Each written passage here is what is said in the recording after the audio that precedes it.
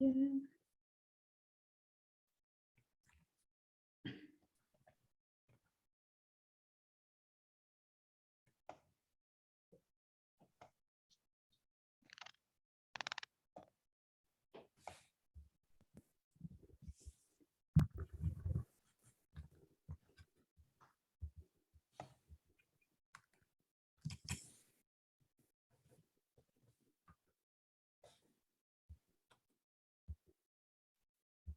Oh, I forgot to mute all. Can you mute yourselves? You're gonna unmute yourself when ready to speak.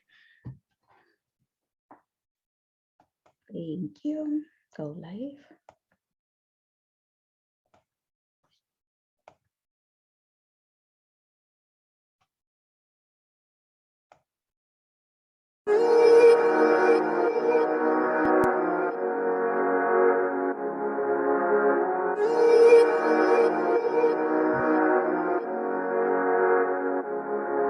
Let him laugh, let him weep, let him yell, let him sing. All they wanna say.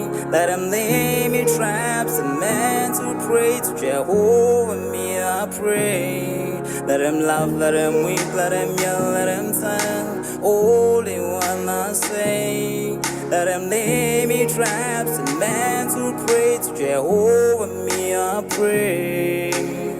Let I be me instead of playing games. For chasing fame, let somebody sweat the lack of flames. No, living my life to the fullest and shout out my halala to the fullest. Let my lungs out. I'm still rising up to greater heights as long as Hello, Bonjour Sanbonani. Welcome to Rise to Greater Heights Network, where you can turn your fears into greater success while seizing new opportunities.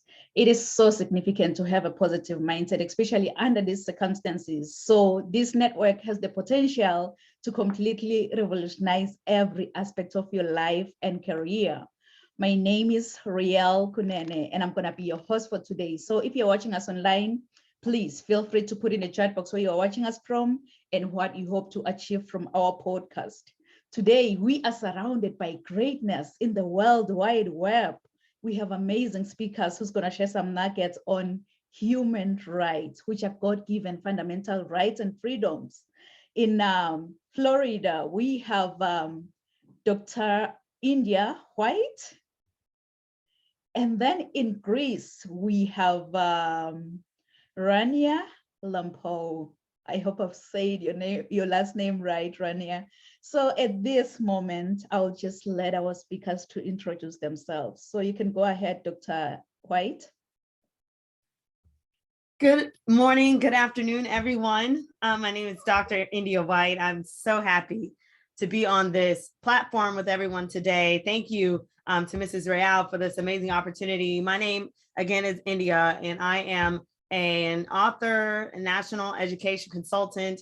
I'm also a professional speaker and a mother of 2 children, in whom one has turned 10 years old today. So I'm super excited to join you guys and to talk to you today about just your rights and your worth. And I would love to also keep in touch with all of you guys. So feel free to visit my website at www.india-white.com and let's get plugged in together.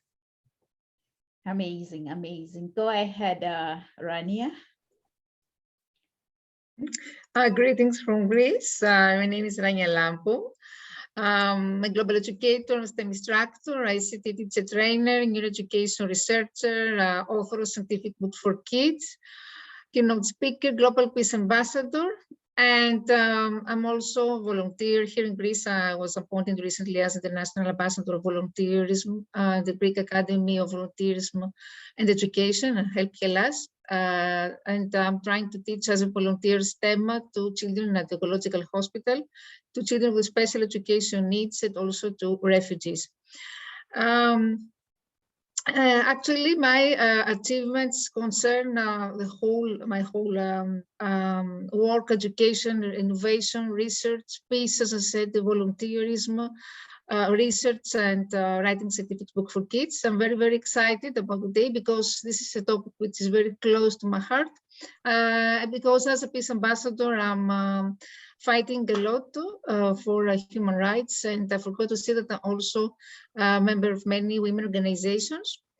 And I'm trying to form groups of volunteers, women volunteers who will train students in Africa, girls in Africa, in order to encourage them for STEM education. Oh, So I think that we have a lot to say to discuss today. I can tell. You know what? Now you can really, really see that we are surrounded by greatness. So, you know, because human rights is a very, very sensitive topic to discuss. We always have a disclaimer here at Rise to Greater Heights Network, because Rise to Greater Heights Network is only here to provide information about human rights to the public. Legal information is not the same as legal advice as to the application of the law to any individual specific circumstances. So we cannot offer legal advice in response to specific questions. We strongly, strongly, strongly recommend that you consult a lawyer if you need help on such. So Dr. White, I have a question for you. If you happen to have your own billboard, I can see your billboard coming down there in the busy, busy highway of Tampa Bay. What will your billboard say? That's a great question. I'm all about inspiring other people and reminding them that they can overcome anything. So my billboard would tell them, you can overcome anything. And it would also tell them that I am there for their services as a motivational speaker, as a consultant, as a life coach. And I would also just give them maybe a glimpse of what overcoming looks like, you know, whether it was, you know, just an image or something that I definitely had relevance, you know, to in my own life. But definitely my main message to everyone is that you can overcome anything. So that's what I would tell them. Oh my goodness, I love it. I love it. It's all about the mindset. I can overcome anything. So how about you, Rania? What will your billboard say? I can see your billboard coming down there. Maybe it's already there in Greece. Who knows? What will your billboard say? Well, as a neuroeducation researcher and as an educator mostly, I would like to say that the great teachers can restructure human children's brain, because human brain, I have learned from my experience, is a miracle and it should be respected like this. And hopefully cognitive neuroscience can give us all this treasure of brain-based strategies that we can leverage in order to cope, especially with the COVID pandemic. I wrote recently an article in a national magazine that had a great impact all over the world. It's actually a guide to educators about how to cope with all these challenges based on principles of neuroeducation. So I think that if the educators can explore this fascinating field and apply this in the classroom, they can do miracles. This is my opinion. Oh, wow. I believe in miracles. I believe in miracles. So I believe my billboard can be the third one, driving on the highway, like on the right of the highway, and it's going to say, rise to greater heights. Because you know what? I believe that the sky is no longer the limit, but our point of view. So let's all rise to greater heights. It's coming. It's coming. So we're going to get started. We're going to start with our Dr. India White in Florida. Dr. India White is a motivational speaker, life coach, author, national educational consultant, entrepreneur, mentor, and a licensed minister. Audiences learn from her hardships and triumphs in life. As a former homeless student who was kicked out of the house on Christmas Eve at the age of 16. Wow, wow. India is a three-time graduate from the University of Florida, majoring in math and education leadership, then obtaining her doctorate in educational leadership and administrative. As a Magnite Doctoral Fellow, she aspires to impact education as a transformational leader. India inspires people who want to be known as overcoming, impactful, and dynamic leaders. India recently released a motivational calendar book titled Flip Book for Overcomers that will help give a motivational boost every day for every reader. So Dr. India White had the opportunity to mentor hundreds of women as a mentor for the International Glamour Project, TIGP, with Dr. Aska. Okay, Dr. Askata, I hope I've said Akshata. that. Which is an international model and queen in the country of India. Dr. India has shared her talents with superintendents, principals, math coaches, and teachers as an educational consultant with a strength in equity, diversity, and inclusion. India's mission is to find out how to use equitable practices in math classrooms to bridge the achievement gap. India has presented across the globe on equity, diversity, and inclusion in education. Many people will tell you she doesn't just talk the talk. She is a rock star. So, kings and queens, in the interest of time, please join me and welcome Dr. India White. Thank you so much, Rael, for that amazing introduction. I'm very humbled. I think today of, just like you said earlier, why am I doing this? What is my purpose? I remembered when I was on the streets, at the age of 16, homeless. My last 2 years of high school, I was homeless, but now I'm able to consult with many leaders across this nation, across the globe, and tell them about how they can take care of all of the students, whether they're homeless or no matter what their backgrounds, demographics, no matter their socioeconomic status. And because of that, I'm here today to talk to you guys about knowing your worth. Now, I'm not just going to talk about, the work that I do as an educational consultant across the United States and across the globe, because that work, I love doing that work, and that work will never die. I love writing blogs on equity, diversity, and inclusion. I love seeing the light bulbs go off when I'm talking to teachers and coaches and principals about how to close the achievement gap. And I love seeing the results. And I love being part of turnaround schools where, they're going to shut the school down, but we were able to keep the school open, and the school's doing an amazing job now. Even though I'm removed from the school doing other things, they're still thriving because they're still using some of those equitable practices and systems and policies that we had in place.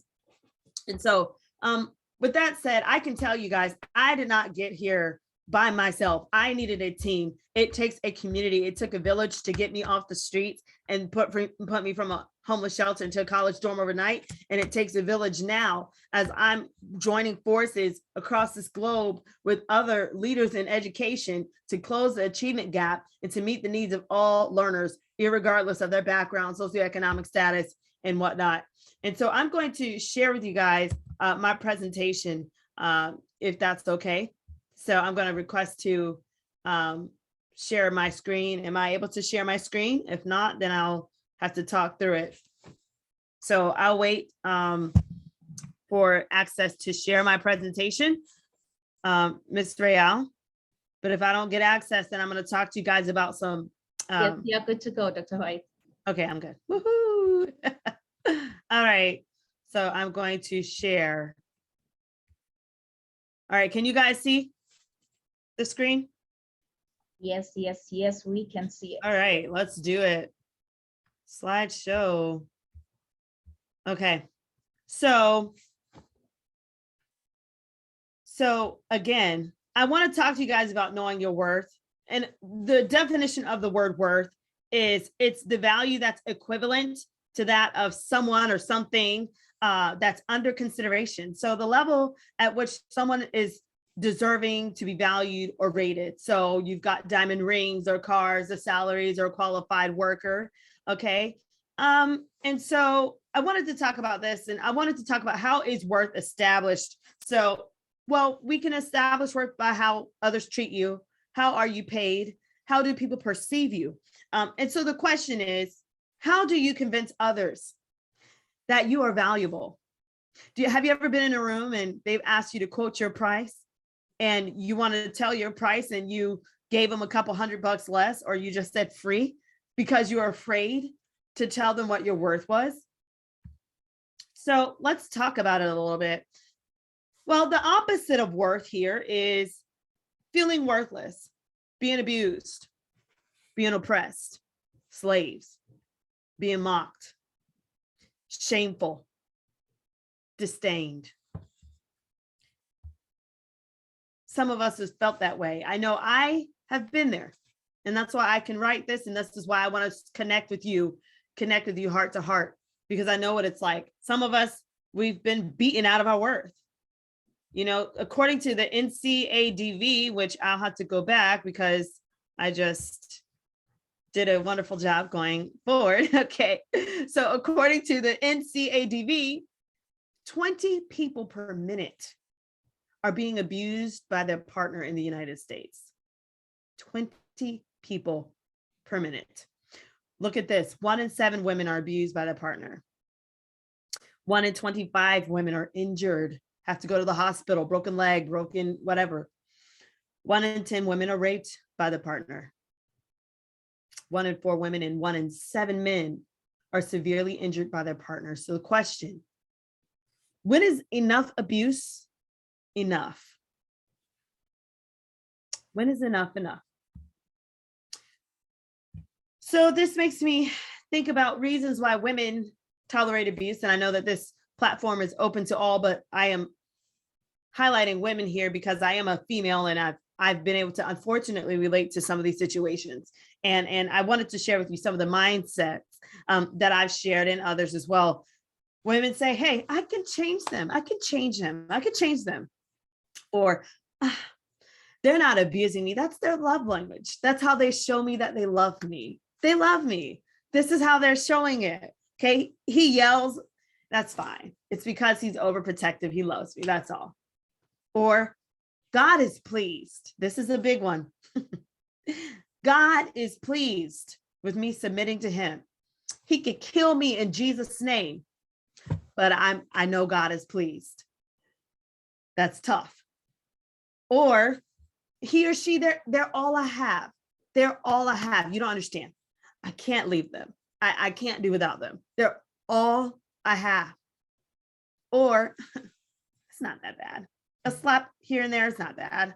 I mean, you could have threw me or, could have done something else. Just slap me in the face. What's the big deal? It just broke my phone. It's fine.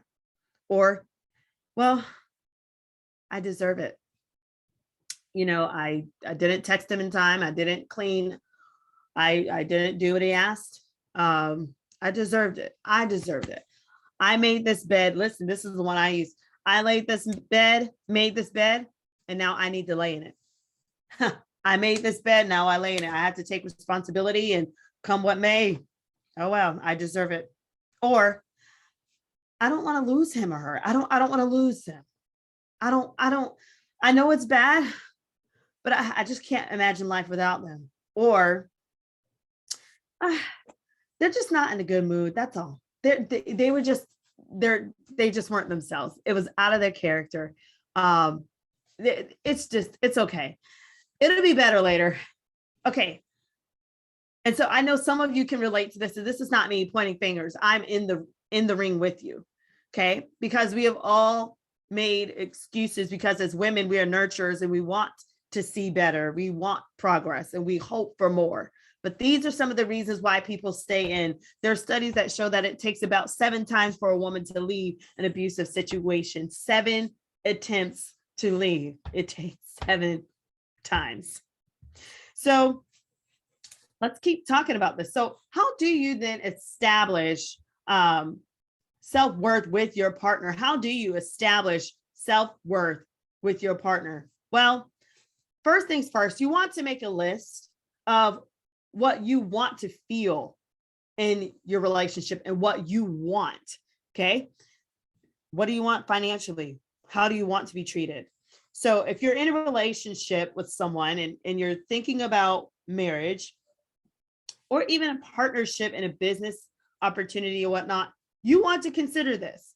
Further, if your partner does not fulfill this list, give them a copy of it and tell them that this is what would make you happy and that you'll strive to have this someday. So these are just my simple opinions, that I think would result in happiness as you're pursuing a relationship or business with someone. Another thing that you can do is you can have self-care established for you. Do you write in a journal? Do you get massages? Do you have trips on the beach? Shower time alone. Sometimes, you know, some women, you're women with children. I'm right there with you. And sometimes the only time you get is that time in the shower.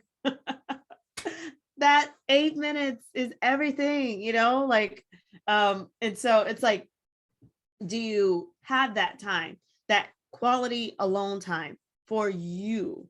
Because you do matter, you have worth, you are valuable, and you're irreplaceable. So that's why you have to establish these type of things, in my opinion, because that's what's going to help you. Moving forward, creating boundaries. Okay, what will you tolerate? What will you not tolerate? How will you tolerate someone treating you? How will you tolerate someone speaking to you? How will you tolerate someone, you know, interacting in business transactions with you, you know, in other relationships as you're bringing them around other loved ones? What will you tolerate? What will you not tolerate? Making sure that you're standing firm on that, and not feeling bad because you have to be assertive. Assertive is not abusive. Being assertive is just being able to put your foot down in a professional manner, making sure people understand that you have worth and you have a voice, and that you're going to stand on what you're desiring. Also, don't be afraid to leave a toxic situation. If it's not working out and you've made your list of pros and cons, the good and the bad dramatically is outweighing the good, don't be afraid to leave. Okay. I think that, you know, in my opinion, I think that you can only start seeing better as you continue to make choices that will speak to your self-worth. Okay. Now, self-worth in the workplace. How do we establish worth? So you want to prove your abilities by consistent production and communication. Are you producing? Are you, you know, making business transactions? Are you recruiting? Are you adding? Are you advertising? What are you doing to add worth in the workplace? Further, speak up when you want something. So don't be the quiet mouse over in the corner, assuming that people are mind readers and that they're going to know what you want. They probably won't, and that's okay. So the squeaky wheel does get the oil. So speak up if you want something, if you're wanting a raise, if you're wanting a different, I don't know, opportunity, speak up. Further, learn the politics. There's politics everywhere. You can't avoid that. So if there's someone that's been on the job for many years, respect their position and understand that they earned that place and that speaks volumes. So learn the politics, and then choose to work together with others effectively. Choose to work together with others effectively, and then choose not to complain when you're at work. So then when you do that, you're enhancing your self-worth in the workplace, and you're giving yourself a creative space of peace in your work environment, so that you will love coming to work, and you won't be, you know, applying for job applications every lunch break. All right, now, how to stand up to abusers. This is another topic here. So the tough thing about knowing your worth is learning how to stand up to those that have abused you or those that have you in a corner. Sometimes people that are abusers, it's like they have a wolf spirit. They're very strong. They yell. They're intimidating. They get in your face. You know, they just demise plans against you. They do whatever they can to take you out. And so there are a couple of peaceful strategies that you can use that will help you stand up to abusers. So for one, use strategic talks. So you can say, if they're arguing with you and this person is irrational and you cannot seem to have any type of resolution with them, you can use strategic talk like, what I heard you say was A, B, C. Repeat it back to them in a respectful manner so that it doesn't escalate into something else. And then you're on the power wheel cycle. You can also tell them, I feel this way when you talk to me this way, or I felt this way when you said this. Does that make sense? So as you're doing this, this will help you maintain peace. Sometimes you might have to take a break. Okay. The next thing you want to do is create a plan for space if that's needed, like I just mentioned. So communicate to them and let them know that you might need a break. Maybe start with short breaks. Hey, I'll call you in 30 minutes. Something's come up, or I just need some time. I'll call you in 30 minutes. Or, hey, I'm going to text you in 30 minutes. Sometimes you can't listen to the voice of an abuser because it brings back trigger points and it's doing emotional damage. So sometimes it's better to look at an actual text than hearing their voice and then cowering down in fear and intimidation and then going right back in that cycle of abuse. So these are ways that you can break out of the routines that unfortunately take place with abusers. Another thing, you might have to mute your phone for peace of mind. Mute your phone, tell them, hey, I'll be right back with you. I've got some things going on. I'll get back with you. And mute your phone, put it away, and get your mental sanity to where it needs to be. Another thing is you might want to take a different route. If you are dealing with someone that is an abuser and they're somewhat stalkerish, then you might want to start taking different routes to the store, to the mall, to wherever, just so that you can start changing up your way of work, so that you're not always, in their radar. Does that make sense? Okay. And next, have a supportive community. Churches are great for this, work partners, college peers. They are all open and ready to help. You would be amazed how many people will help if you just ask. That's another thing. Don't be afraid to ask. So thanks for letting me share that. Let's keep going. Now, how do you deal with abuse in the workplace? So are you dealing with sexual harassment, discrimination? Is there racism, bullying, oppression? So if there is abuse that is taking place in the workplace, then I would recommend you communicate with your supervisors about it, and their leaders above them about the abuse so that it can stop happening, because you will tolerate, what you're refusing to change, or what you're refusing to, what you're not refusing to change, you're going to tolerate it. So therefore, you want to make sure you're communicating with people above your supervisor and to your supervisor about what's going on. Okay. In the day and age that we live in now, abuse should not be tolerated.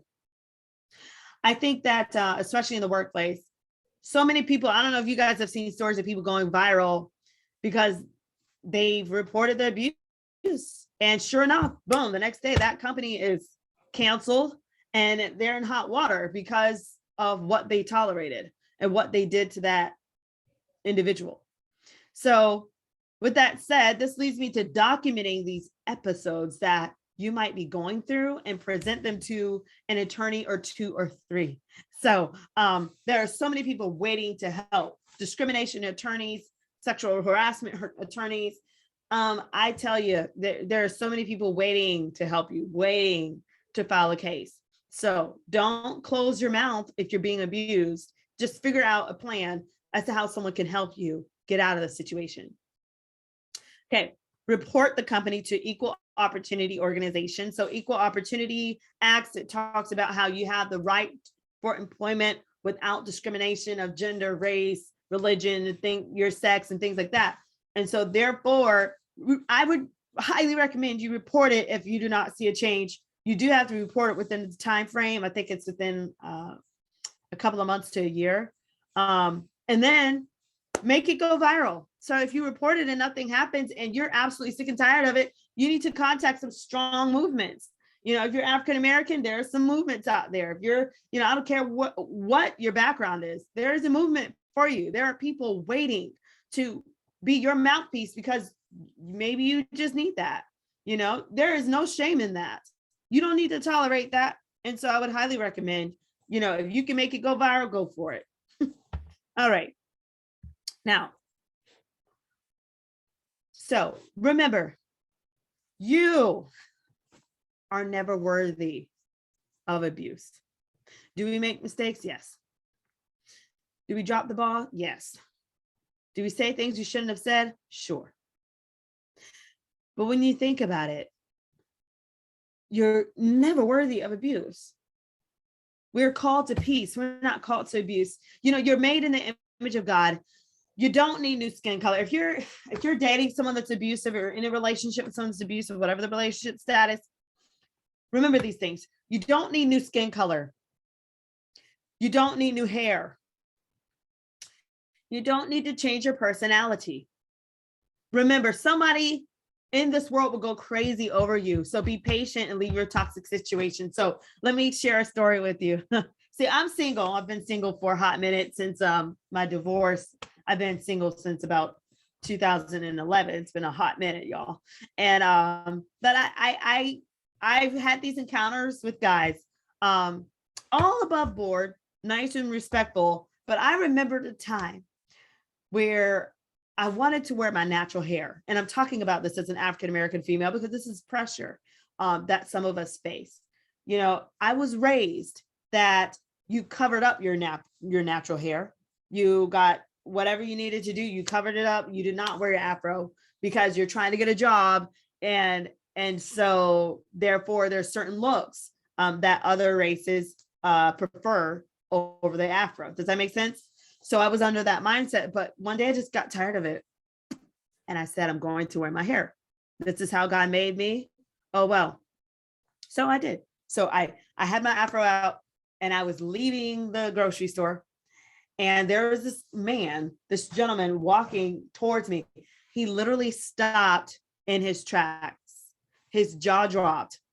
And he said, oh, my word, you are gorgeous. You are so beautiful. And I was thinking to myself, oh, my word, but I don't have extensions. I don't have anything to cover, you know, like, and I said that because I didn't know my self-worth. And I'm not implying anything because there are a lot of women that wear extensions and they know their self-worth. That's fine. But in my case, I used it as a cover up for my own fears and my own doubts of my beauty or who I am and you know, my value. And so I tell you that because as soon as you decide to unplug any doubts about how beautiful you really were made, and you decide to go with yourself and to be you, you will be amazed how I feel the Creator will give you, He will give you the people that you need that will affirm your beauty, your worth. You don't have to emulate anybody else. You can shine in your own light if you just gave it a chance. So with that said, be patient and remember there are people that would go crazy over who you are, what you have to offer. And so if you're in a situation, I would recommend, if it's toxic, I would recommend you leave that situation because you only live so long on this side. And I would hate to see you suffer, you know, for 20 years trying to convince someone that you're valuable. And so now, with that said, I want to say thank you guys for connecting with me, and I would like to stay connected. I've got a couple things here. If you visit my website, www.india-white.com, I'm going to do a deal where my books will be $20 for everyone that is watching this series. I also have a Rockstar coaching program for you where I can walk with you one-on-one with coaching for $297. Okay. I also have a book collaboration opportunity, which the door is closing soon. It's called How to Find and Keep a Good Man, only $197 total. So come and join us. There's a couple of us already writing, and I would love to have you join us. And then feel free to email me at india.white.123@gmail.com if you're wanting more information or you just have questions, you just need guidance. I'm here for you. Also, please feel free to follow me on my social media channels. There's Miss India White for Facebook. There's Twitter. It's Indie Speak and Teach. That's INDISPEAK, the letter N and the word teach. LinkedIn is The India White. YouTube is India White 123, and Instagram is Indy238. And I ask for you to follow me because I also have a real talk show where I would like to, you know, maybe even feature you on a guest. If you are on the show of the Real Talk Show as a guest, if you've overcome something or you want to talk about something that you've got going on, you want to promote something, I would love to, join forces with you. But at the end of the day, I want you to remember, know your worth. Okay. It's possible to convince people that you are valuable, and it's possible to be treated as the king or the queen that you are. So with that, thanks so much, guys, for letting me share. And that's what I have for you. Any questions or comments? Oh my goodness, Dr. White, just drop the mic, drop the mic. Oh my goodness. You say Thank that you. you know my worth, and knowing my worth, more especially on the personal aspect than the business aspect of work or whatsoever. You've mentioned that I should establish self-worth with whosoever I'm involved with. Make a list on what you want from the relationship. Self-care, establish self-care for yourself. This is like quality time to be alone without any disturbance. I know being a mom, this is usually skipped. But yeah, it's you've mentioned that we do matter, so we should establish this self-care, set boundaries, create boundaries around you. Oh my goodness. And I like the way you've mentioned, like on the work aspect, that you'll have to speak up. If you want a raise, speak up. No one will read your mind that you want this. If you want something, just speak up, because you know your worth. Thank you so much, Dr. India, for sharing such a profound, much needed message. Thank you. Thank you, Rael. It's been a pleasure. I'm looking forward to keeping in touch as well. So thank you. Thank you so much. So now we're gonna go to Greece. Oh my goodness, from the US to Greece. Oh, it's gonna be a ride. We are going to Rania Lampo. She is a global educator, a STEM instructor, and an ICT teacher trainer in Greece, the beautiful Greece. She has a postgraduate degree in Master of Education in Language Teaching related to cognitive neurosciences, and she is also a passionate researcher on cognitive neurosciences and neuroeducation. She is the founder and international coordinator of many innovative international projects that focuses on the United Nations Sustainable Development Goals described in the 2030 agenda. Wow. Wow, she is also an author of scientific books for kids. Wow, oh my goodness. She is also an international executive member of Global Edu Leaders Forum, honorary ambassador of Charles Walters Society for Innovation and Research, education ambassador, and a member of International Organization of Educators and Researchers Inc., IOER. She's also an ambassador of the National Education Policy 2020 of India, NEP 2020, international advisor of the South Asian Institute of Advanced Research and Development, Center for Peace, Advocacy, and Sustainable Development. Also, K-12 Digest Magazine, International Youth Society. I can go on and on and on about Rania, but overall, she has presented her research in numerous international conferences and e-conferences, and she has published articles and various journals around the world. So, kings and queens, in the interest of time, please join me and welcome Rania Lampo. Thank you. Thank you very much for your lovely introduction, and many congrats to India for her commendable work and her amazing and inspiring presentation. Today I'm going to explore actually the impact of the COVID pandemic on human rights, how this has threatened peace-building gains. And in the second part, I'm going to present you some of my multi-award winning projects based on sustainable development goals concerning mostly peace education in developing countries. So may I share my presentation?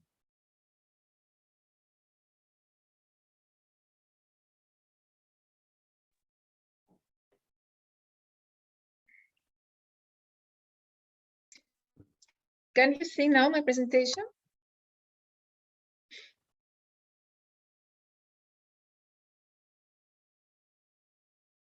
Yes, we can see your Yes. presentation. Okay. So the COVID pandemic actually is a defining global health crisis of our time, the greatest challenge we have faced since World War II, and it has been the most disruptive infection outbreak of the 21st century. But pandemic is actually much more than a health crisis. It's also an unprecedented socioeconomic crisis that has the potential to create devastating social, economic, and political effects that will leave long-standing and deep scars. So COVID actually threatens peace-building gains. Therefore, commitment to sustaining peace is more urgent than ever before. The pandemic has highlighted rights and liberties which had been taken for granted, such as the freedom of movement and association. All these liberties were revoked and social values were reoriented. And it also became evident that the world lacks an effective approach to deal with such crises. So observing the crisis through a human lens and its impact through a human rights lens puts us to focus on how it is affecting people on the ground, particularly the most vulnerable among us, and what can be done about it now and in the long term. So we have seen how policy responses to the pandemic gave in many countries opportunities to state and non-state actors to tighten or advance their power. And especially in the first months of the pandemic, there were several armed groups that seem to have tried to weaponize the global shock to their own advantage. Similarly, in some conflict contexts such as Yemen and Libya, competing political powers and local armed groups appear to have used the political pandemic measures to tighten their territorial control and power and undermine the legitimacy of their opponents. And also, we have seen how the pandemic strengthened the key political grievance that induced conflict. Civil resistance across the globe has re-emerged because of people voiced concerns and related to the socioeconomic effects of lockdown measures. So guarantee a human right for everyone poses a challenge for every country around the globe to a differing degree. And the impact of the crisis on this right is clear. Unemployment and food insecurity, widespread closure of schools, reduction of care and protection services for children. Strategies to contain the virus are impossible for the homeless or residents of slums, where lack of access to clean water and sanitation is a fundamental issue. The COVID also is sweeping through populous, high-density informal settlements and refugee migrant camps, where physical distancing is challenging, access of human health services limited, and population especially vulnerable to disease. Therefore, this crisis raises particular concerns for the marginalized and especially the most vulnerable in society. And we all know that marginalization creates vulnerability, and this could raise tension and, of course, provoke civil unrest. In addition, many migrant and refugees and displaced children face challenges in accessing health care. And especially here in Greece, we have a bigger number of asylum seekers, so the problem was actually aggravated. And as I say always in my presentation, I think that the COVID pandemic is actually would be actually a great resetter. Here we can see what are the challenges for migrant children. They have challenges in accessing healthcare, as I said before. Many unaccompanied migrant children have been forced to live on the streets or in overcrowded places. There was also an added risk of being detained by immigration authorities, potentially exposing them to violence. And there was a risk also of missing out public health information. There was also these barriers from language. Undocumented children, for instance, in France, they had fear contact with public authorities. Misinformation, what we call infodemic, and fake news of the spread of the COVID pandemic has also exacerbated xenophobia and discrimination. So I believe that the COVID pandemic is actually could be a great resetter. Einstein said that after crisis, there is always a progress. Because I believe that this is an opportunity to bring forward long-awaited reforms for the development of societies, economies, socioeconomic problems, education, etc. So the pandemic has created opportunities actually for peace and can provide a pretext to adopt repressive measures for purposes unrelated to the pandemic. The instability and fear that the pandemic engenders is exacerbating, as I said before, existing human rights concerns such as discrimination against certain groups, hate speech, xenophobia, attacks and forced returns, mistreatment of migrants, sexual and gender-based violence, as well as limited access to sexually productive health and rights conflicts. So more than ever before now, we have seen that human rights are needed to navigate the crisis in a way that will allow us as soon as possible to focus again on achieving equitable, sustainable development and sustaining peace. The crisis, we have seen that exacerbated humanitarian crisis and in response, authorities employed containment measures, including social isolation, business closures, and all that resulted in a sharp economic downturn. And also, COVID has influenced many countries, regardless of the levels of socioeconomic development. So here, I want to say it's important to clarify this difference between what is positive peace and negative peace, this distinction. Negative peace refers to the absence of violence. It is negative, why? Because something undesirable stopped happening. For instance, the violence stopped, the oppression ended. Why positive peace? Positive peace is filled with positive content, such as restoration of relationships, the creation of social systems that serve the needs of the whole population, the constructive resolution of conflict. And of course, peace does not mean the total absence of any conflict. It means the absence of violence in all forms and the unfolding of conflict in constructive ways. So peace therefore exists when people interacting non-violently and are managing the conflict positively with respectful attention to the legitimate needs and interests of all concerns. We have seen also during the COVID pandemic new patterns of violence. The pandemic shifts patterns of violence. There have been reports of substantially higher use of rates of suicide, mental health disorders. We have seen how children, students suffering from serious mental health disorders such as post-traumatic stress, anxiety, and depression, and many others, domestic violence, and all that are a result of social isolation, social distancing. According to research, countries that have invested in protecting economic and social rights are likely to be more resilient. Countries that are most likely to recover quickly from the pandemic are those with strong performances in what we call, there are some index, good relations with neighbors, sound business environment before the crisis. So the two factors that will assist the countries in the post-pandemic recovery are high levels of positive peace, that means guaranteeing effective institutions, social cohesion, transparent representative governments, and favorable economic conditions before the pandemic. And these were the pillars were mostly heavily affected by COVID pandemic. In addition, we have another index, which is called well-functioning governments and high levels of human capital that were influential also in mitigating the effects of the crisis. It's interesting to see that according to Global Peace Index, Global Peace it's the world's leading measure of global peacefulness. And also this has developed a positive peace index, which measures the attitudes, institutions, and structures that create and sustain peaceful societies. And this index provides guidance on the future prepared peacefulness of countries, their resilience, which in the COVID era is increasingly important, and long-term prospects for recovery. So most of these indicators are likely to be negatively impacted by the COVID crisis.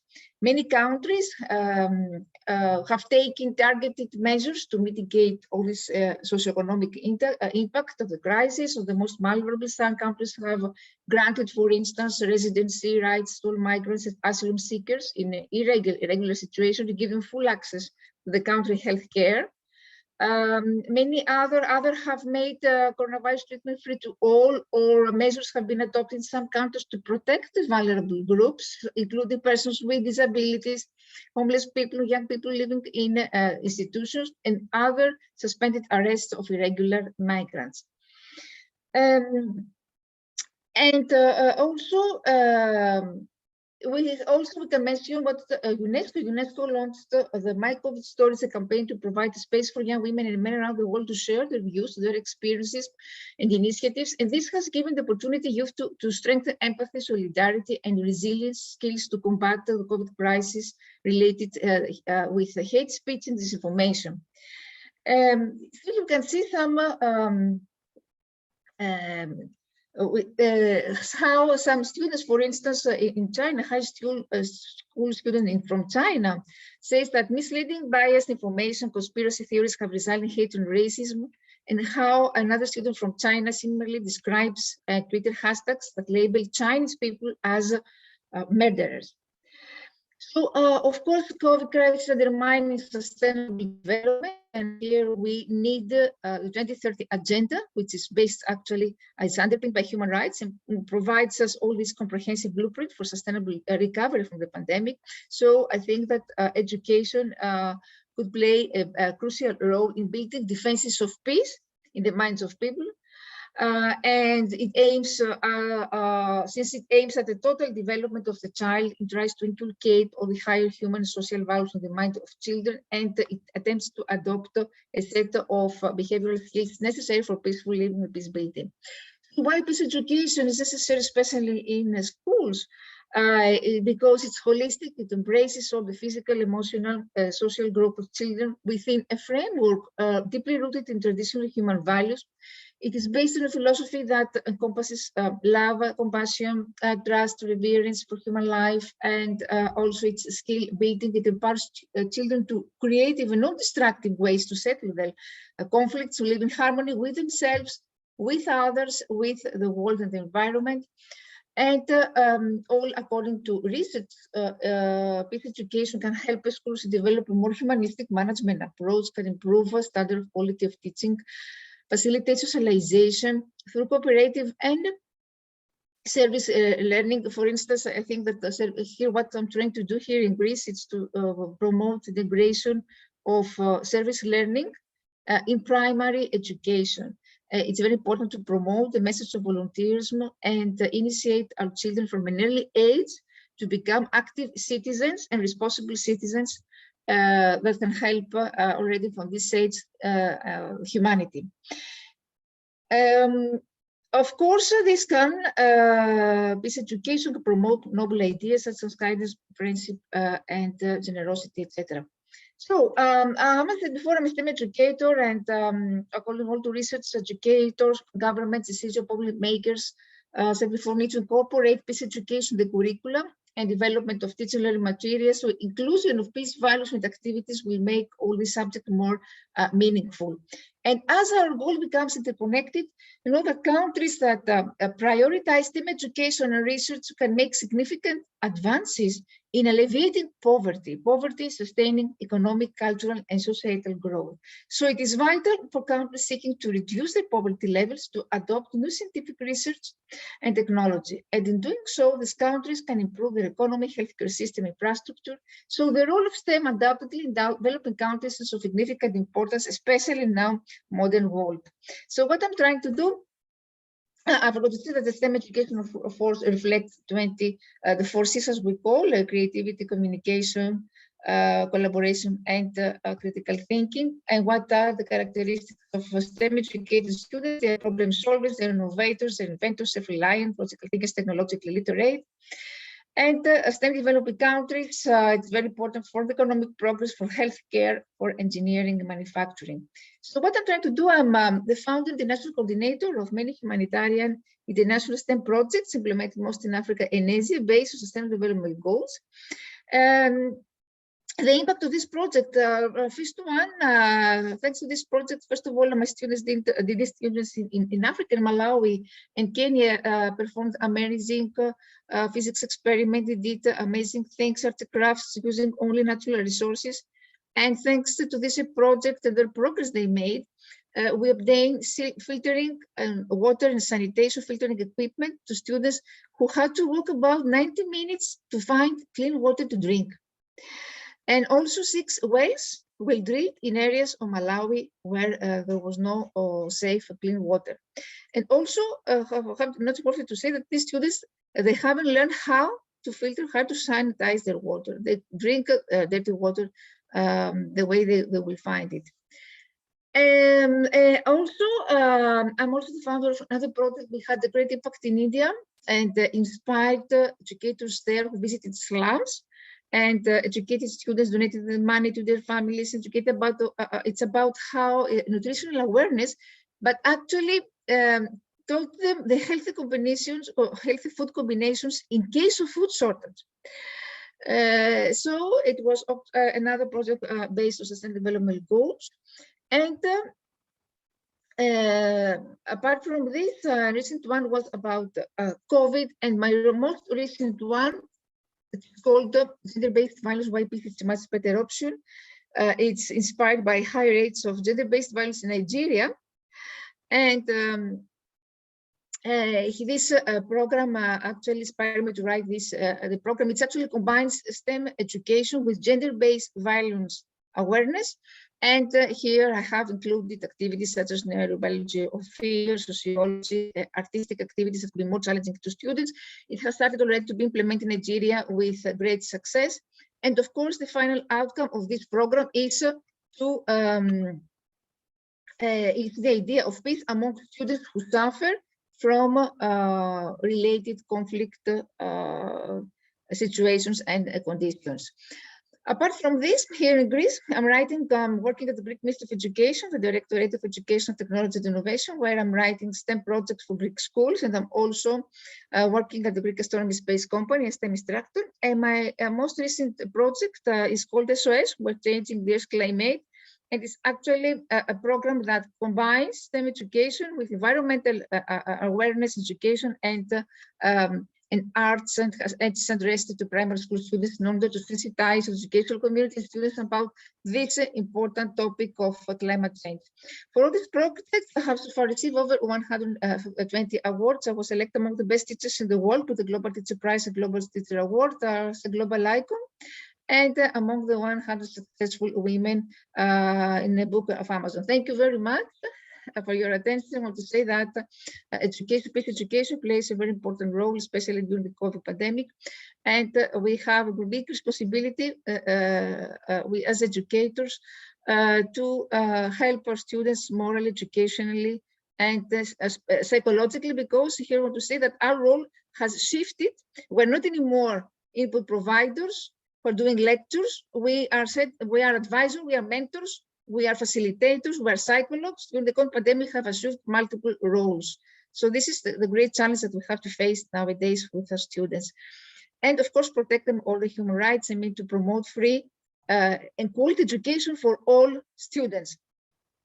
Thank you very much for your attention. Oh my goodness, Rania. Oh God, you've just provided solutions, many solutions for the pandemic, for COVID-19, for our lives at home. Really, coronavirus has brought with a surge of depressing outcomes, and some might even feel like their individual rights have been really violated for being, like, I remember last year, no, 2020 when it happened, being asked to stay at home. I'm like, what kind of world are we living in? Truly, life is undoubtedly full of surprises. So my heart goes to people who live in a noxious situation at home, and to all those with recession and other concerns that is making social distancing difficult. You've mentioned, Rania, that there are 2 factors that will assist countries in post-pandemic recovery. I was taking notes. I'm always a student when it comes to this. I was taking notes. You've said that there is high levels of positive peace and favorable economic conditions before the pandemic. And you've also highlighted that educational projects could be an effective way to promote the sustainable development goals and positive peace. You know what? I believe you're going to have many questions at the end of this. So thank you. Thank you so much, Rania, for sharing such a much needed message. Really, throughout the pandemic, we need this. We need solutions instead of like concerns and whatnot. We need more solutions like you did. So thank you. Thank you very much. I hope it's Michelle, the one with the I didn't ever just like to chat the iPad. Oh, she just disappeared. Okay, it's not her. So you know what? I believe Michelle is not here. I believe it's her. Michelle, are you there? Or is it Dr. India with the iPad? Yes, that's me. That's Michelle. Hi, I'm here. I am traveling, so I'm trying to make sure that I have a space that I can work in. Okay. All right, Michelle, I'm gonna go ahead and introduce you. I just wanted to be sure that you are here. I know Okay. the situation, I know where you are, but at least we're gonna hear your voice, and I'm so excited to finally hear your voice. And this, Yes, ma'am. so good people, Michelle Wonderful. Rains, she operates as a licensed, this is the word that I've been struggling, narcissistic. Yes, I said it right today. Yeah, she operates as a licensed narcissistic aftercare and etiquette coach, a lifestyle strategist who is a motivational and keynote speaker, dubbed as the world's most dissatisfied wife of a ghost. Wow. El Michelle has traveled many roads to inform, educate, and tackle sensitive issues that affect people from all walks of life. Her work is beyond being just another coach, as she focuses on narcissistic abuse, an uncommon terrain, and a situation that she has experienced herself. El Michelle is a survivor of over 23 years. Wow. She is the founder of Hey Beauty Lifestyle Enterprises, LLC, which is one of the world's leading narcissistic aftercare, relationship, and lifestyle brands that is geared towards women and men who have been victims of horrific grip of narcissistic abuse. She offers the first narcissistic escape guide journal and personalized coaching blueprints and beautiful transformative tools to help her clients reset, recreate, and rebuild their lives. So kings and queens, please join me and welcome El Michelle Rains. Hi, good morning, everyone, or good afternoon, everyone. It's 12:02 here in North Carolina on the East Coast. I am traveling, and but I wanted to make sure that I was a woman of my word. I was always taught that your word is all you have. So I wanted to make sure that even in my travels, that I was able to come and share a word with you all. Okay? Can everybody hear me? Yes, we can hear you loud and clear. Okay, wonderful, wonderful. As the beautiful, illustrious host has mentioned, that I do operate as a narcissistic aftercare coach and lifestyle strategist. And a lot of people are kind of getting the buzz on what narcissistic abuse is and what a narcissist is. And I think that we've all kind of probably met one or been engaged with one or two in our lifetimes, but we just didn't put a name to it. We didn't know what it was. But after being in a couple actually of narcissistic abusive relationships, I had to dig deeper because this wasn't normal to me. It didn't feel right, and I knew something was wrong. So I would go and hide in the bathroom, when my mate would be asleep, or I would hide in the closet, and I would Google everything. Everything that he would do, I would Google it because I was like, this isn't normal. This makes no sense, you know? So I wanted to go ahead and begin and give you a kind of a dictionary almost definition of what NPD is, because NPD is actually a personality disorder. It's actually a real thing that you can get diagnosed with. So NPD is considered narcissistic personality disorder. This is a disorder in which a person has an inflated self of self-importance. NPD is found more commonly in men than there are in women. Not that women are not, but it's commonly found in men most of the time. This cause is unknown, but likely involves a combination of genetic and environmental factors. Typically, what happens is when a child, a boy child, is traumatized at a very young age, they typically start to gain these type of traits. And it messes up, actually changes the chemical balance in the frontal lobe of the brain. So this is really a mental illness, if you will. So I think I've heard a lot of people talk about, oh, my mom's a narcissist, oh, my boyfriend's a narcissist, and things like that. Everyone can have narcissistic traits. However, everyone doesn't necessarily have to be deemed as having NPD. So what I want to go ahead and give you some of the things that you may want to look out for, or if you're even feeling like these things are happening to you. And these are some of the signs that you may be in a narcissistic abusive relationship. Number one is the feeling of isolation. Typically, narcissists like to isolate you because they want to mold and shape you to being what they want you to be. So they always isolate you. They pull you away from friends, they'll pull you away from family, to make sure that they have a hold of you and can begin to download information into your psyche. That's what the main purpose is. Number two is feelings of severe anxiety when you are around that individual. If you notice that you're getting real jittery and you feel like you're walking on eggshells and you can't seem to get it together when you're around that person, then 9 times out of 10, you're probably dealing with a narc. And I call them narc for short. So that's the host, our illustrious host. Since you said you were having problems pronouncing the word, you can just call them narcs for short. So, and number 4, like I said, if you have always having a feeling of walking on eggshells, you don't really know how to, how to address them because you don't know what you're going to get. Like every minute they are different because they're trying to make sure that you're thrown off of your game. They're trying to make sure that you're confused. That is the purpose, is to keep you confused and keep you manipulated. Number 5, feelings of manipulation.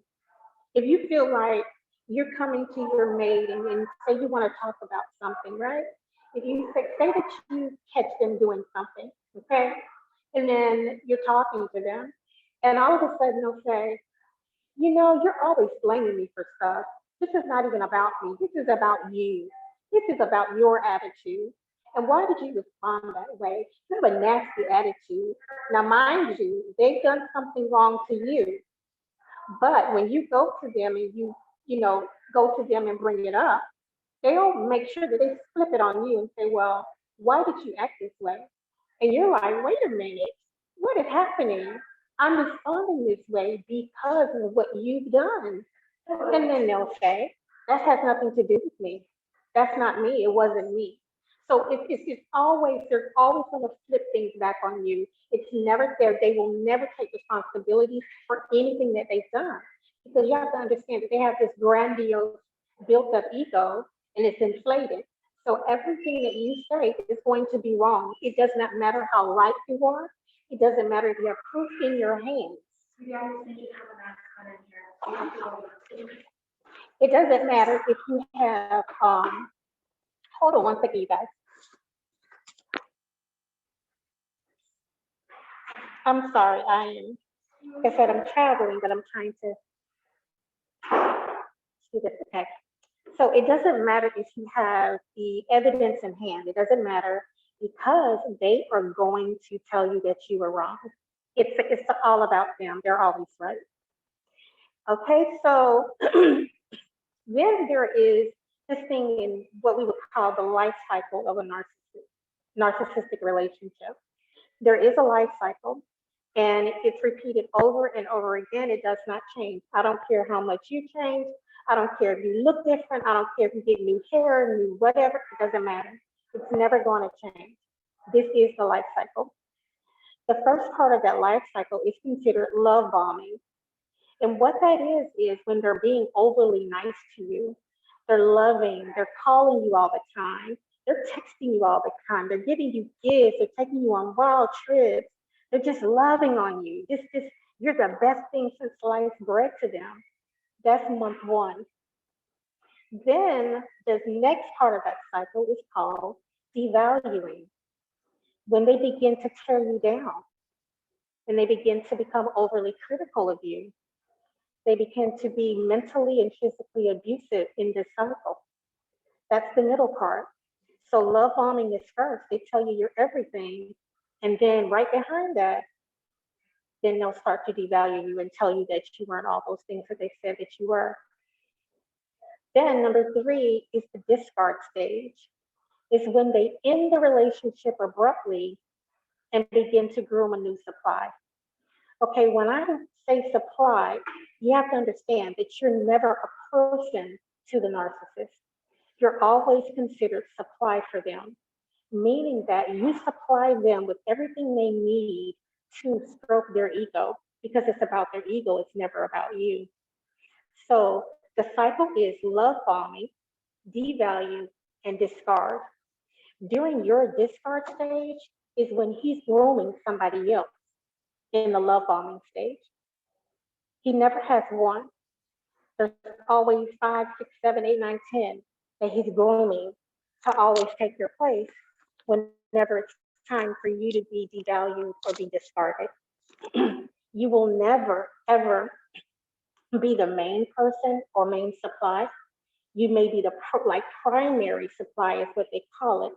The primary supply usually meets the mother, meets the family, meets the children and all that. You know, he takes the primary supply on trips and he buys the primary supply all these beautiful things.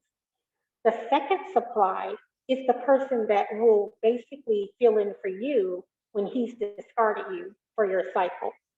Then he has the tertiary supply, which once the second supply gets on his nerve and she's in devalue stage, then the third piece of supply will fill her spot. So it's a cycle. It's never going to end. I don't care what you do. I was in it over 15 years. It never stops. It never ends. So what was the life cycle of a narcissistic relationship? Love bombing, devalue, and discard. Remember that because it's never going to change. Okay, and the two pieces of main methods of manipulation that a narcissistic will do is they will gaslight you. What that means is they will have you questioning your own sanity. Just like I was saying earlier, if you come to them with something and you know that you're right about this, but they'll tell you that you didn't see it, that you didn't hear it, that you're crazy and you need help. And they'll always twist you into feeling like something's wrong with you. And then they'll start to call you a narcissist to throw you off. And then you'll start to really think about like, wow, I might be a narc. And then that's when you'll start going down that rabbit hole of nothingness because that's the whole thing. They want to keep control over you. So they're going to keep you in this box of thinking that you're crazy and you're in this rabbit hole.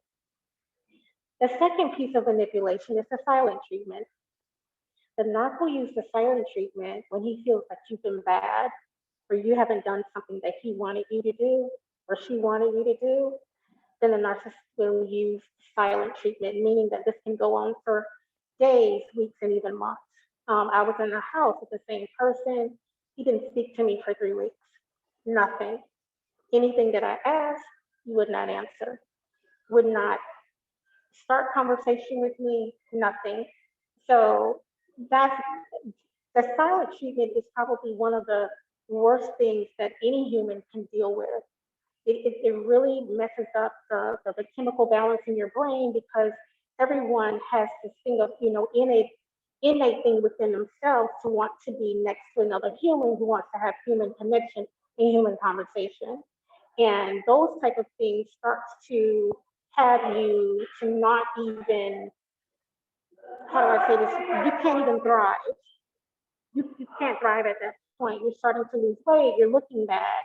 You're looking weird. You're looking crazy. You don't know what's going on. Your health is starting to fail. Okay. Number 5. What type of people are the narcissists that are attracted to? guess what? The narcissist is attracted. The narcissist is attracted to empaths. I'm sorry, guys. I apologize. The narcissists are typically attracted to empaths. Normal people have empathy for anyone and everyone, right? But the narc does not have the ability to have empathy. He does not, or she does not have the ability to have empathy, nor love, nor any of those gooey feelings that we all as normal people have. They don't have the ability. So that's why they're attracted to people who do, because they want that feeling. They want that feeling of worth. They want that feeling of kindness and warmth and love and all that stuff. So that's why they are attracted to people who have it, so they can mimic how they feel. So that's why you feel like you've met the man of your dreams, because he's mimicking what you are. He's watching you. And don't just think that you just met him just all out of nowhere. No, ma'am, no, sir. A narc is studying you from a way off. They've watched you for years. They know who you are. They are people that go and they do study on you. They look you up. If they see you someplace or in some type of publication or whatever the case be, they will seek you out and they will find out everything about you. And then they'll start to talk to your family members first. They won't approach you. They'll talk to people outside of you. And what they're doing then is they're building an alibi, which is called triangulation, because he knows that he's going to dump you at some point, right? So he has to have a good relationship outside of you. So when he does dump you and tell them that you're crazy and that you did this and that you messed up the relationship, those people will believe them. Yes, that's exactly what they do. Those people will believe them. So once he's ready to discard you and be done with you, these are called flying monkeys in the narc world. Once he's done through that cycle, then your family's gonna be like, oh my God, Bob is so awesome. And he's done all these things for you, girl, and he loves you. Why are you being so crazy going through that man's phone? Why are you all going through his social media, girl? You're nuts. He said that you were doing this and doing that, and you're looking at them like, how do you even know Bob? I haven't even introduced you to Bob. Like, what are you talking about here? So they have already built an entire world outside of you that you did not even know existed. So it's not something that just haphazardly happens. They have studied you for a long time. And then they will approach you when it's time. And you know when that time is? When you're vulnerable. They will only approach you when you're vulnerable. We as women, and you know, this is what I've gone through. We as women have to be so very careful, especially women who are successful. Narcs will never date or deal with a woman who does not have her stuff together. That's just not how that works, because he always wants to look good. So he has to have something on his arm that will mimic what he actually wants for himself. So he will always go after the women with money, with awesome careers, women in ministry, women who are powerful women, officials, those type of influencers, public figures. They will always go after those type of women because they know that those type of women are typically, excuse me, are typically lacking certain things within themselves. Even though we're successful, there are certain things that we have not gotten, if you will. Like a lot of times relationships are shorter during that time. And so it's hard for us sometimes to find decent relationships because we always have to be guarded because we don't know who's after what. So they know this, and that's why they go after us the most. So I'm telling you, ladies, be careful. Know what you're doing. Know who you're with. Don't just take the first compliment. That doesn't matter. Don't let somebody talk a hole in your head, as my grandmother would say. Be extremely careful. And these things are so serious because as women, we love to be told that we're beautiful, and we love to be told kind things and that we look nice and all of these type of things, right?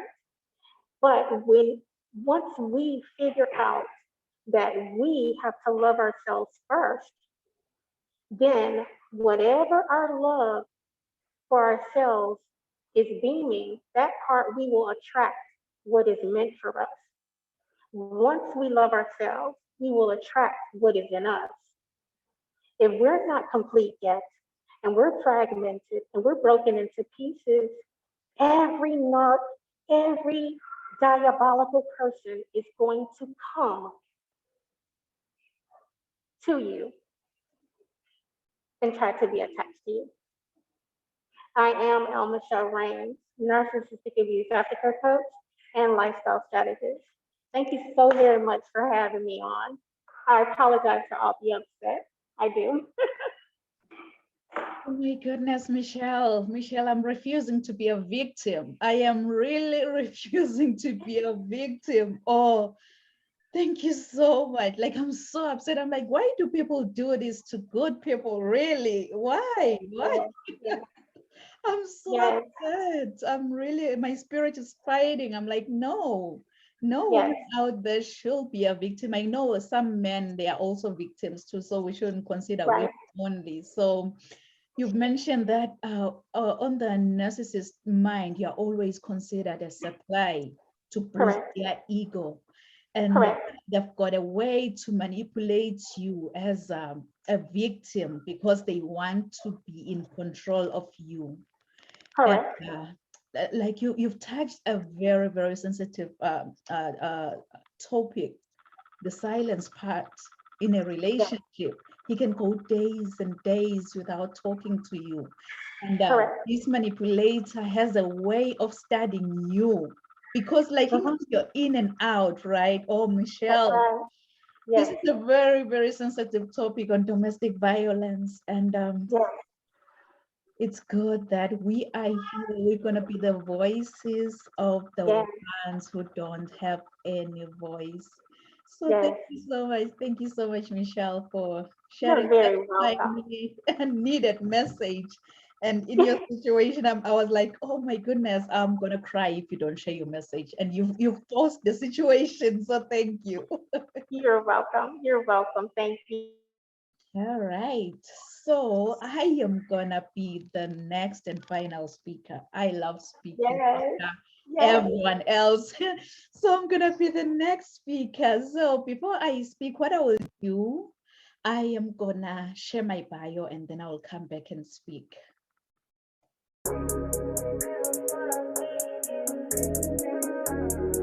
Non-Pumelelo Rial Kunene is a highly sought-after, energetic, certified Les Brown International speaker. She is the author and host to Rise to Greater Heights, a book and YouTube channel to turn your fears into greater success while seizing new opportunities. Rial is also a coach, mentor, and an MC, well known for encouraging many to rise from mediocrity into greatness. Her vision is not only to motivate, but also to empower audiences with a fresh perspective, inspiration they require to pursue success and drive sustainable outcomes in a seriously funny way. Rial believes that we are in full control of our choices. Her mission is to meet the needs and transform lives of her clients and her audience. Rial's book, Rise to Greater Heights, has inspired and empowered many to pursue their personal and professional passion to become go-getters. Her goal is to study your current situation, identify limiting beliefs, then design a plan of inspired action to empower you to achieve specific outcomes in your life. Rial Kunene wears many hats as a professional certified sales manager, CEO, strategist, certified travel counselor, trainer, esthetician, philanthropist, diplomacy protocol officer, international human rights analyst, and a commissioner for OAS.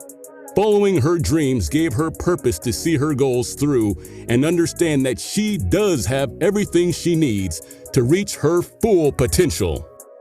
Her everyday message is that your journey to be a better person starts with you. So knowing who you are to your core will make you understand that you are the only one who can accomplish your dreams. Hebrews 11, Psalm 27 and 40. Keep her to rise to greater heights. Kings and queens, please join me. Welcome, Riel Kunene!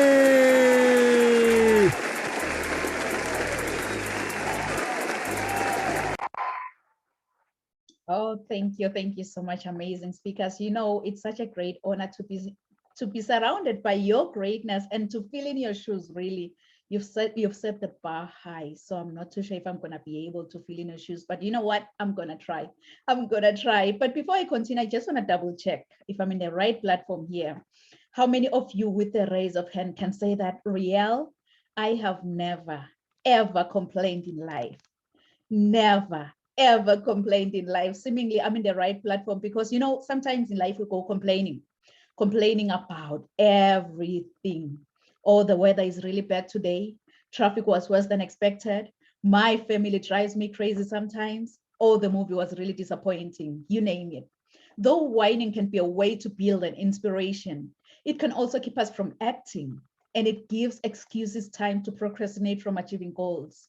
One thing I've realized is that we usually complain in the wake of a negative situation, and we tend to focus more on the problem than finding potential solutions. It's always much easier to complain than to find a solution. And individuals who whine on a regular basis, they are apt to have a bad health. So next time we'll find you complaining that, why do pizzas come in square boxes, yet they're round? And funny enough, they are cut in triangles. Does that sound like you? Yeah, please write this down. What are human rights? What are human rights? I know Dr. India White, she mentioned all the nuggets that you wanted to hear on establishing your self-worth. She mentioned that you will have to make a list on what we want from any relationship that we're in, and also establish self-care, which is the quality time alone, without kids around, without family around, just you yourself alone, because you do matter. And then she also mentioned that you'll have to create boundaries around you. She went on and on and on, and then she went to the workplace that you'll have to speak up. No one can ever read your mind. Speak up. And Rania on the other side, oh, thank you so much, Rania, for sharing such a much needed solution for the pandemic. You've mentioned that there are two factors that will assist each and every country throughout the post-pandemic recovery, and you've mentioned high levels of positive peace and favorable economic conditions before the pandemic. And Michelle, she just made me cry. She really made me cry with her message on domestic violence. She mentioned that you are always considered a supply to a narcissistic to boost their ego, and they take time to study you. They study you as a person because you've poured yourself out there. You shared everything about you. So I am here to ask you, what comes into your mind when you think of the word human rights? Human rights. You can give me a 5 in the chat box. You can say whatsoever comes into your mind when you think of the word human rights, because many people really, they get so confused when it comes to human rights. I just want to know what you know about human rights, because human rights are the fundamental rights and freedoms that are inherent to all human beings, regardless of your gender, nationality, place of residency, sex, ethnicity, religion, or even your skin color. Human rights are not just about the law. So human rights are non-discriminatory, meaning that all human beings are entitled to them. All human beings are entitled to them. You really don't have to see the whole staircase, good people, but you'll have to take the first step to get to the top. As my mentor always say, that you don't have to be great to get started, but you'll have to get started to become great in life. So my everyday book says that you'll have to learn to do good, seek justice, correct oppression, bring justice to the fatherless, and plead the widow's cause. So get started today, seek justice, learn to do good, and plead the widow's cause.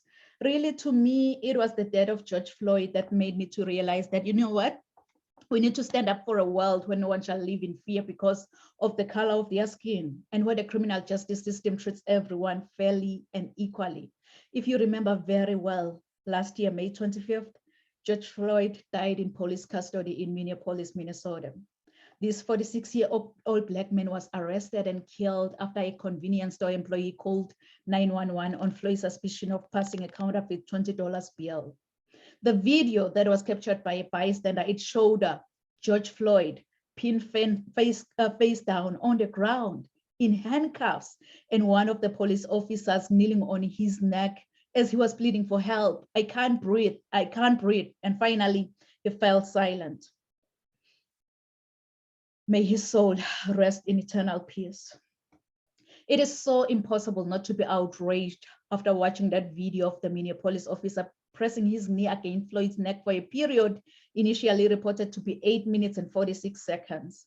I believe that everyone is born free and has the right to life. And yes, I am here today to educate everyone to get to know their human rights. Be familiar with your human rights so that you will know when your human rights are being violated. And it's so funny how my mom and dad gave me this beautiful, beautiful name, Nompumelelo. Always seek passion, good people. Nompumelelo in my own language. I know many people, they don't even know how to say my name, and I don't blame them for that. It's because of my mom and dad.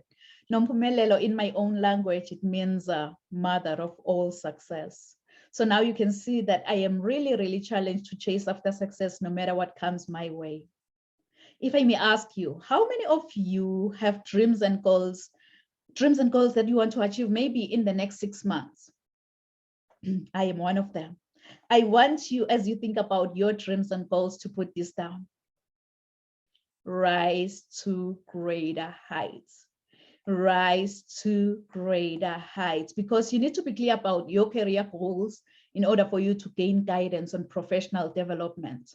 As a coach or as a mentor, my goal really is to study your current situation, identify limiting beliefs and other obstacles that might be preventing you from achieving specific outcomes in your life, and then design a plan of inspired action to empower you to achieve specific outcomes in your life. As Barack Obama once said, the future rewards those who press on. I don't have time to feel sorry for myself. I don't have time to complain. I am going to press on. Good people, you really don't have to be politically involved to know about your human rights. All human beings are entitled to them, and you can never, ever be excluded from your human rights. As flight attendants always say, that put on your oxygen mask first before you assist others, because if you don't, you and the other person you're trying to help could possibly go down. So I believe that this is the time for you to get familiar with your human rights. This is a wake-up call, good people. This is a wake-up call. But when that alarm clock goes off, please, please, don't ever hit the snooze button. Don't be like, I will wake up in the next 2 minutes. I will wake up in the next 4 minutes. You know what? Forever is a long time. Why don't you wake up, get going, and know your human rights? Remember that a right is a freedom of some kind. It doesn't matter where we were born or what kind of family we were born into. We all have the internal recognition of the moral quality of one's motives and actions. As Nelson Mandela once said, to deny people their human rights is to challenge their very humanity. And this message stirred something within me. It really stirred something within me. I so wish that you can just tell yourself that, you know what, all these amazing speakers have shared some nuggets on human rights. I'll have to go out there and make a difference. I'll have to make a difference to those who look at me as an inspiration. I'll have to make a difference within myself, because the change that I want to see in this world must first begin with me. But in order for you to make that difference, you've got to be hungry. You've got to be hungry like the hungry lion in the jungle. That hungry lion in the jungle, really, it doesn't matter what kind of animal comes his way. It doesn't matter if he had a giant elephant or that small squirrel by the jungle. All that hungry lion sees in front of his face is lunch. And it's so funny, because even with elephants, when they see a lion, what they do is that they run. It's all about the mindset. Once you believe, you become. They already told themselves that, you know what, I am a lunch to that lion. So each and every time when I see a lion, I'll have to run. I believe that's the mindset that we need in order for us to make a difference in this world. That's the lion mindset that we need in order for us to see a change in this world. It's so funny, when I was in the 8th grade, I was nicknamed Phoenix. I was nicknamed Phoenix after writing a composition using the idiomatic expression that says, I rose from the ashes like a phoenix bird, meaning I became successful again. Really, that English teacher, she didn't know the nickname Phoenix. It resonates with me. And it also aligns with my destiny. So for those of you who don't know the phoenix bird, the phoenix is a Greek mythological bird believed to rise from its own ashes after being buried like hundreds of years ago. This immortal creature acquires new life by rising from the ashes of its own ancestor, which represents our capacity for vision and success. I want to encourage you, if you're listening under my voice, that when your world comes crashing down, wear your scars to show how a phoenix feels like to die from inside, and trust in your own capability to rise from your own ashes, since the phoenix has to die first, burn, experience pain before resurrection from its own ashes. Please write this down in conclusion. Resilience to greatness. Resilience to greatness. I don't know if you want me to remind you that your setback is a setup for your comeback. Your setback is a setup for your comeback. If I can be honest with you, I don't know what goals you've set for the next 6 months, but here's one thing I know about you. You are destined for greatness. Inside of you, God has put seeds of excellence, and those seeds are supposed to grow and flourish.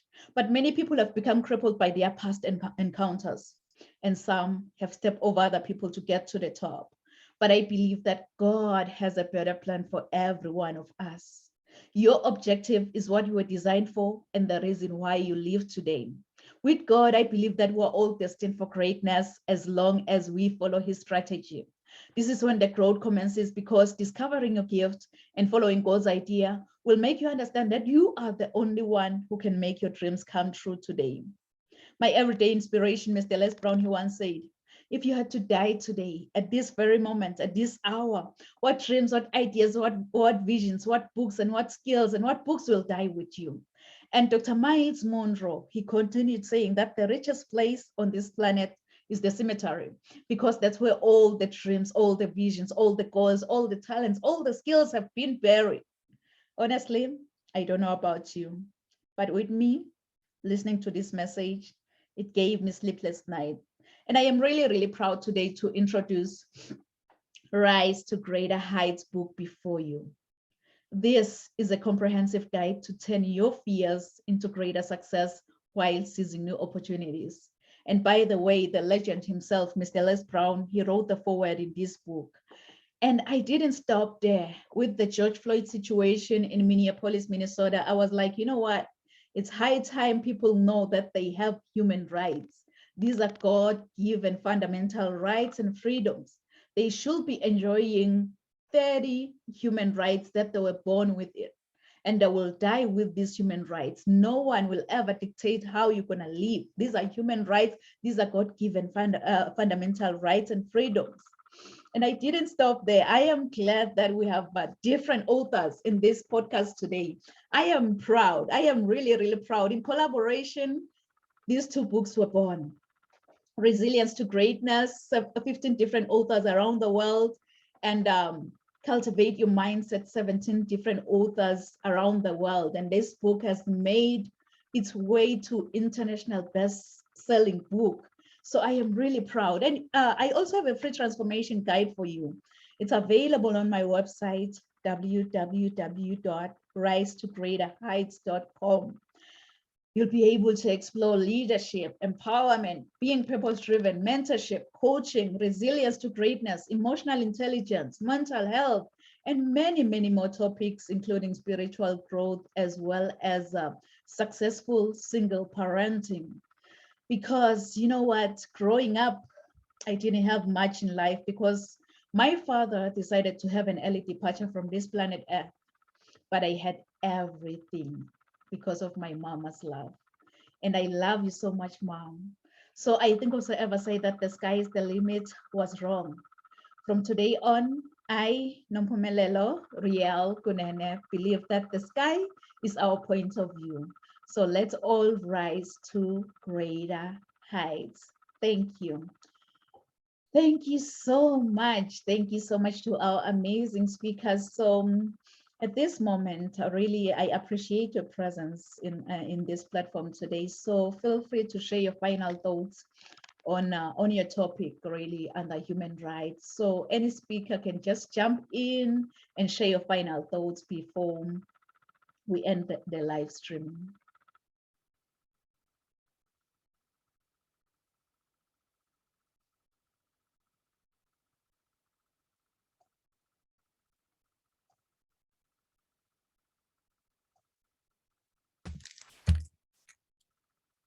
We'll put this on.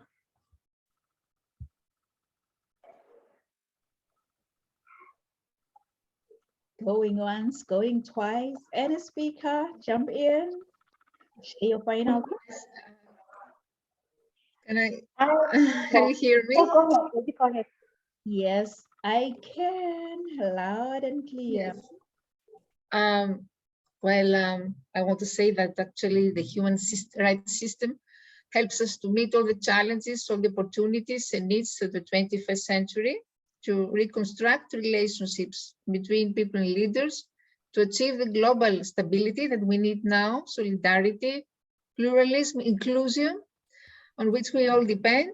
And in this way that we can transform hope into concrete action with real impact on people's life.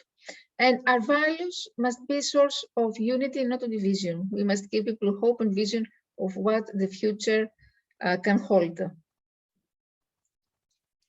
And I forgot to say also that I'm forming a group of volunteers. So anyone who is interested to join us as a volunteer for STEM education, I am at your disposal. You can find me on social media, Rania Lampu, or my YouTube channel, Rania Lampu. Thank you very much.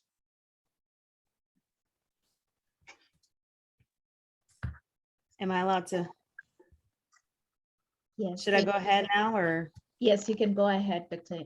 White. So I want to say this has been a phenomenal conference, hearing from such dynamic speakers all over this globe. I think the power is that even though we're in different locations, we all are connected in such a mighty way. We all are establishing, we know our purpose, and we're all paying it forward now on this phenomenal platform so that others can rise to greater heights and to do amazing things. And I want to say thank you again. And of course, you guys can contact me. You can reach me at india-white.com. You'll see blogs on equity, diversity, and inclusion. You'll see blogs on business. You'll see blogs on, knowing your worth and establishing who you are as a person. And I feel like I said at the beginning, it's all about knowing that you can overcome anything and that you are valued and you are needed. And so if you guys want to join me, reach out to me at www.india-white.com or send me an email at india.white.123@gmail.com. I would love to join your platform, as a speaker, or join your platform as a blogger, or join you in a book collaboration, or supporting you in your endeavors, helping you to birth your vision. I am very big on that, because I feel like all of us have a purpose, and I want to see you soar, I want to see you shine and evolve into who it is that God has called you to be as well. So again, thank you so much for the opportunity, Mrs. Real. I think you are a rock star indeed. And it was a delight to rub shoulders with you, and with you as well, Raina and Michelle. Definitely keep up the great work. But again, guys, reach me at www.india-white.com. You can fill out a contact form for coaching, speaking events, book events, tutoring, if you need tutoring in math, and so much more. I also, I forgot to mention, I have 37 books that I've written, and you can find the links on those books as well, ranging from autobiography, business, domestic violence, ministry, and so many more topics to serve you. So please make sure you visit that www.india-white.com so we can stay connected. Again, thank you. Oh, wow, thank you so much. I am not too sure if Michelle is going to share anything, but I understand her surrounding is not a good one. Okay, she's going. Thank you so very much. I am so humbled and just equally proud that, that God would allow me to be in the same space with such dynamic women who speak about our rights, who know who they are and who know what their purpose is. I am so humbled and just so overjoyed. And even though my circumstances here and my surroundings are not the best today, and I do apologize for that. But like I said earlier, I was determined. I was on flight. I was on a flight, and as soon as I got out, I just came to the lounge and just, began to speak with you all. But I wanted to say thank you so much, Rael. You are so awesome, to seek me out. And that was the most humbling part to me. And I want to share just a little bit of something, and then I'll let you guys go. The reason why that was so important to me and that was so humbling for me is because sometimes when you're out doing the work, you're not recognized in your own town and in your own city. And sometimes, God has to allow his yes to be yes. And he will allow those people to greet you from all walks of life and from the uttermost parts of the world. And that was the part that just touched me in such a way. And your spirit, Rael, was so beautiful, just so sweet. It was just coming through the text messages and the emails. And so I just want to say thank you for the opportunity to share my story, to share this work with you all. We have to get this out there. Guys, if you want to get in contact with me, you can reach me by email at info@heybeautylifestyle.com. You can also join my free Facebook group. That's where all the good stuff happens. It's called Elegant Escape, because even though we're going through things, we can be elegant in doing so. We can still be beautiful in doing so. And that's where, like I said, I drop all these little gems and different things. Black Friday, I am introducing the first ever narcissistic abuse hand guide for those women who are still trapped in the clutches of narcissistic abuse and those that are surviving. You will get clips of my horrid story on each page, and then you will have the opportunity to put and write down what you're going through at that particular time, and it will give you prompts to do all those things. I give you actually a blueprint as to how I did it. I left my abuser at 3:15 a.m. in the morning. He didn't know it hit him because I had been planning for over 6 months. So again, if you guys want to connect with me, info@heybeautylifestyle.com, or you can join my free Facebook group, which is called Elegant Escape. Thank you again. I am El Michelle Reyes, lifestyle strategist and narcissistic abuse advocate coach. Thank you. Oh, wow. Thank you so much to our amazing speakers. I know we went beyond our time today, but you know what? All the information that was shared was very, very useful. Starting with Dr. India White, she shared on our self-worth, know your self-worth, and then we went to Greece, to Rania. She gave us all the access to human rights and the solutions throughout the pandemic. And Michelle, oh my God, she gave us the signs on how to spot a narcissistic domestic violence and how to overcome all that. So thank you so much, amazing speakers. Really, it's been truly an honor to have all of you. So thank you. To our viewers online, thank you so much for joining us today at Rise to Greater Heights Network, where you can turn your fears into greater success. I believe from the amazing nuggets that have been shared on this platform, you've been inspired, motivated, and ready to rise to greater heights. So please do join us next week at the same time, same place. Thank you. Merci. Siabonga.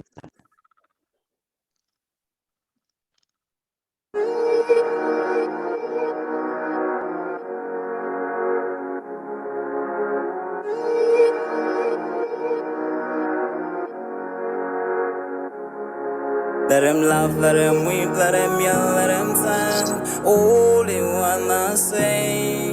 Let him lay me traps and men to pray to Jehovah, me I pray. Let him laugh, let him weep, let him yell, let him sing. All they wanna say. Let him lay me traps and men to pray to Jehovah, me I pray. Let I be me instead of playing games. For chasing fame, let somebody sweat the lack of flames. No, living my life to the fullest and shout out my halala to the fullest. Let my lungs out. I'm still rising up to greater heights as long as